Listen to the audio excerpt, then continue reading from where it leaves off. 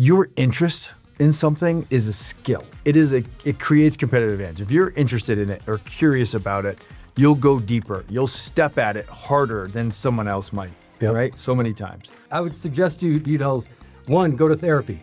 Figure out what your shit is, right? Yeah. Understand your strengths, understand your weaknesses, what's gonna hold you back. For me, when I started my practice, I was a newly recovered alcoholic.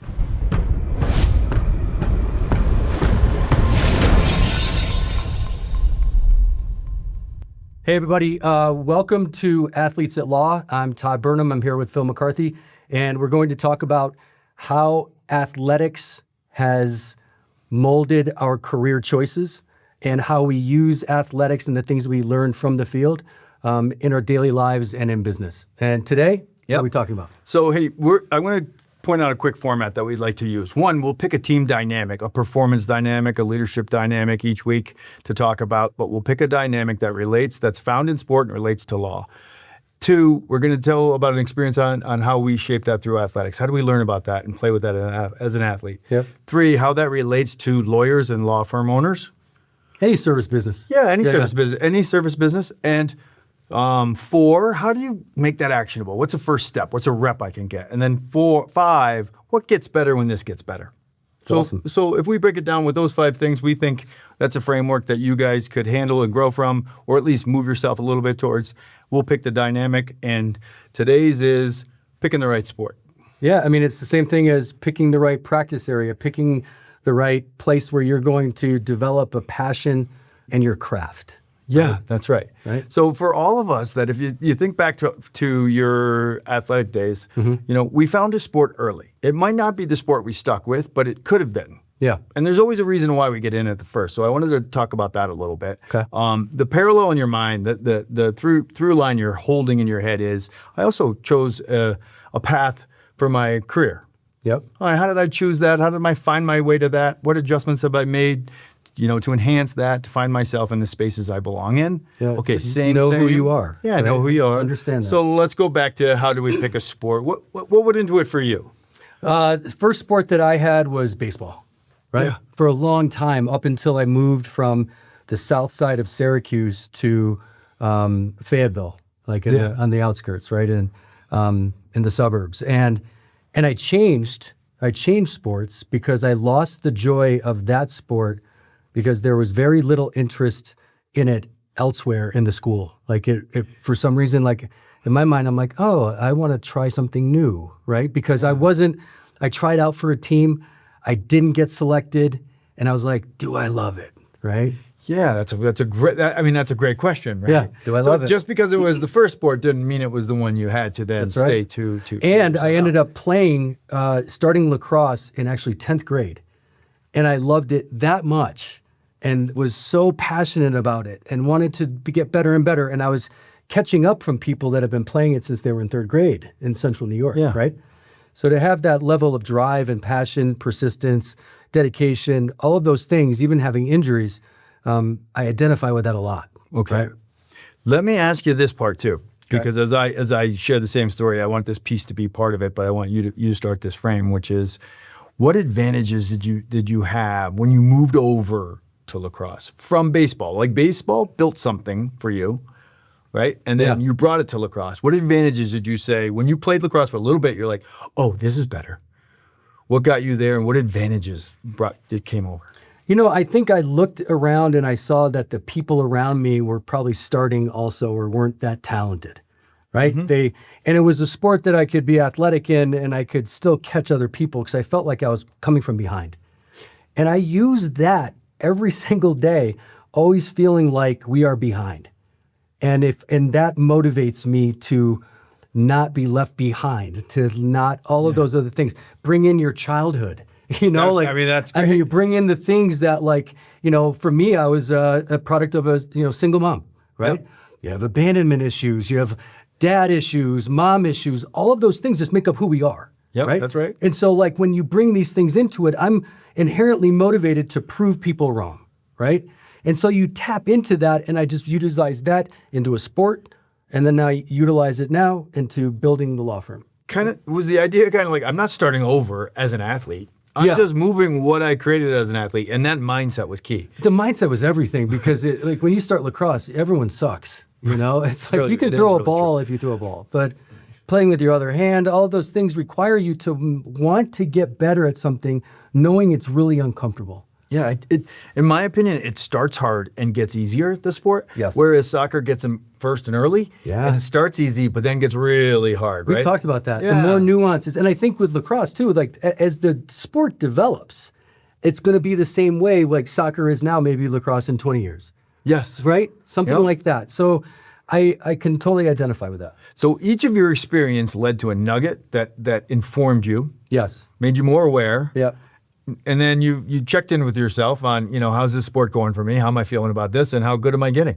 Yeah. And then you brought that same process and stuff over to lacrosse. You found yourself a home there. And then you said, this is the right practice area for me. And just the people around me in the environment were people that I can identify with were lacrosse players. The same type of people, easier to hang out with. That's a huge advantage. It really is. That's awesome. Yeah. My story's similar. Baseball in our generation was a grab you first sport. Yep. Soccer was a grab your self sport as well, and ice hockey is something that you have to start early. Yeah. So hockey was first sport in. Okay. We found this sport in upstate New York. My older brother found it. I generally filled in behind it, but that sport started where nobody can skate. So you're on equal ground when you start that sport. I kind of like that. Nobody at 5 years old has too big an advantage. Yeah. Early coordinated people have an advantage. Yep. But that quickly sorts itself out. So hockey was my first love, first sport. Secondly, then I moved to baseball, played around with soccer. But it's funny, what I found about soccer was, we could athlete the sport, but I couldn't finesse the sport. I wouldn't have found myself all the way to the top eventually because one of my greatest strengths was hand-eye coordination. Right. That's what I figured out. Yeah, and I just figured that out in hockey over some years. So as I grabbed that nugget, I'm like, hey, that's something that is helping you be better than somebody else, right? Yeah. Okay, great. I didn't want to leave that behind by picking that sport. Yeah. So sometimes like your strengths, the things that lead to good play, which then lead to confidence and then stuff takes over, Yeah. could be found that way too. Is there an early advantage? A tall kid choosing basketball, Yep. over field hockey, where being tall is almost a disadvantage because the stick stays the same length, right? Yep. And you can lose your eyes if you're taller. So, so I think those are things. What about access? You're in upstate New York. Some people live in cities and basketball. There's city courts, there's city pools, there's sports can be closer to them. Yeah. Some people don't live near where there's ice hockey rinks. The advantage that I had was that I was going into the epicenter of lacrosse in central New York. That's a fact. And then, you're playing the other people that think they're the epicenter down in Long Island. And then you're playing people in Maryland who equally have the same, gravitas with, that kind of tradition. But that was it. So Those were the pockets, right? Yeah. And I was able then to try to master a craft in a short period of time, but the competition wasn't as much. Right? Yep, that's right. And when I'm talking about competition, I'm talking about using that to get an education, right? That was always my goal, just to help my mom financially, right? Yeah. And so all of those things kind of work their way, as part of the process. And I think that matters. And how you choose it. Yeah. All right, so that's 100%. great. So let's move this towards like a lawyer. Yep. So, you got to choose, I want to use my smarts, my interests towards being a lawyer. So one, you create a barrier to entry through education. But I think in a way we all do, in our own way, right? Sometimes that's just an undergrad degree. Sometimes that's a master's degree. Sometimes that's a professional degree. Sure. But that was the first choice because you had to do that to have access to being a lawyer. Now, what about for lawyers out there? They have to pick a practice area and a role inside that practice area. I mean, I would suggest one, go to therapy. Figure out what your shit is, right? Yeah. Understand your strengths, understand your weaknesses, what's going to hold you back. For me, when I started my practice, I was a newly recovered alcoholic. Yeah. Thankfully, I wasn't having to do an inventory and saying, well, I kind of have this alcohol problem. It's really going to impede my ability to be a leader or any form of successful, right? Yeah. So I think when you look at that, I think you look and say, what are my strengths? What are my weaknesses? What am I good at? Am I a logical thinker? Do I like to write? Am I quick on my feet? Do I enjoy research? All of those things lead to someone that's, it might be a patent attorney, might be a litigator, might be a family law attorney. All of those different things start with an assessment of your strengths. And my feeling was like, I have so many weaknesses. I've got to hone the strengths and lead with them. Right? Yes. And that for me was marketing. And I agree. And again, I think you did it in lacrosse. We do it in sport. Yeah. And that concept does come over. Another one I would add to that could be the community you want to serve. 100%. Right? Or the puzzles you'd like to work on. So is it mergers and acquisition, or is it domestic relations? Because that's a community to serve. What fills your bucket, right? You're here to serve, and money chases service. Like we established that. So what is the thing that you want to be excellent at that you can like feel pride in doing in a way that's not chasing money, right? If you're going to just chase the awards, then you're just going to chase money, and you're not going to enjoy the process of getting better to earn the award. My argument, or your argument in this conversation is you're going to have a harder time, not to say you won't, finding the top of your game. And from experience, I've started that way, and I went after money, and it was like, you're not incentivized to keep getting better. You're incentivized to find something that works. Like if it was bankruptcy, I'm not interested in bankruptcy, but it was during that time, and that's what I did to provide like for my family. Yeah. It wasn't my passion. Sometimes access to the very thing is what would allow you to say, hey, I have access to these customers, this client, 100%. This community. So I should come back and say, this economy looks like this. Yeah. I'm going to take advantage of that, meeting the moment, call it. I love that. Very similar to that, we'd say in sport is, okay, now you've chose lacrosse. You know that you have advantages. Yep. Now you have to choose, are you going to be a goalie, a defenseman, a face-off person, an attacker? What are your strengths? What are your weaknesses? Are you strong? Are you quick? Are you fast? Right. Are you fearless? Are you a little touched? If you're a little touched, then you're a goalie. Right. If you've got a different way to come, it's just a different way to compete in the game. You can compete against a shot and a ball. Goalies, don't get pissed at me. Don't get mad. Yeah. Don't get mad. That was my way of backpedaling for Todd right there. Yeah, that's true. We love you though. We love you. So I think that's right. So now you're a lawyer. You've chosen a law firm. Yeah. And now inside of a law firm, they have all sorts of different departments. Well, and can you change your position? Should you change your position? I like that conversation. Well, and I have, right? I mean, I started with something that was chasing money for survival. I went to something that I have interest in being of service to families and to children, especially when my mom's up, she's a social worker. And then I really found my groove of like actually understanding the nuances of building something that's service-based. And like my passion is really, it was during that time, being of service, being in the courtroom as I was building. But then you also realize like to have a bigger impact, you've got to be able to step back. Right? Yeah. And that is like coaching.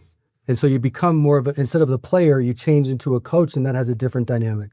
Yeah, I think that's fantastic. I mean, again, as an athlete, most of us have experienced where you play one position, you play another position. Yeah. Or you're play hockey and you're a right wing or you're a left wing, depending on the line dynamic you want, right? And I know that sometimes that's about access to the field. Very similarly, my kids play lacrosse, and if they go on to like a really good team, the strength that one child might have is that she has like a really good left hand, but she's right-handed. Most teams need a left-hander. Yes, right? They do. And so you end up going onto a better team, but your role may be pigeonholed a little bit. Yeah. Right? And so what's important? Do you want to be on a big team, a better team, and have lesser impact, or be on a team that needs you more to be on many different positions and not be successful, immediately as a team? Yeah, that's amazing, because that's another way of looking at, hey, I can choose the size of the company for the size of my role. 100%. And do you want to have impact? Do you want to, what are the things that are your strengths? And are you a visionary? Then maybe you're going to go do your own thing. Yeah. Right? Start your own firm. Start early impact, middle impact, later impact. So, right, you get on, the better the team, probably the later the impact potentially. Yeah. So the better the team, the better you're going to see processes. You're going to always get benefits from whatever it is, but understanding where your strengths and your weaknesses are and where your passion lies, I think you got to explore a bunch of things and play a number of different sports until you settle on the thing that you love. And that creates competitive advantage. We're not talking about just passion so that you're happy to go. Yeah, no. It's really about finding the spaces that draw off of you mentally, emotionally, and physically. I want to get Give better you at this. advantage, right? An example is like my one of my children. They working on speed, right? Yep. And speed work is really about like recovery, sprinting, and things like that. But you don't see the results.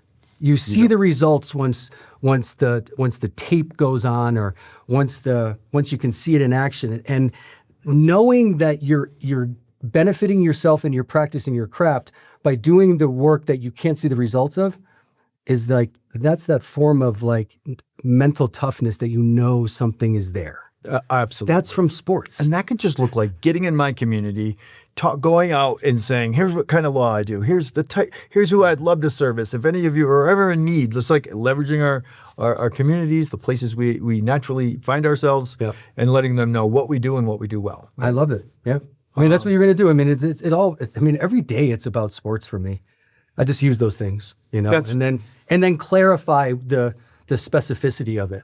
Oh, okay, this is my mindset with it, and I'm approaching it like this, then let's get granular. I just think it makes a complex idea of finding the top of your game in the spaces that matter for the people that matter. Yeah. And that's complex.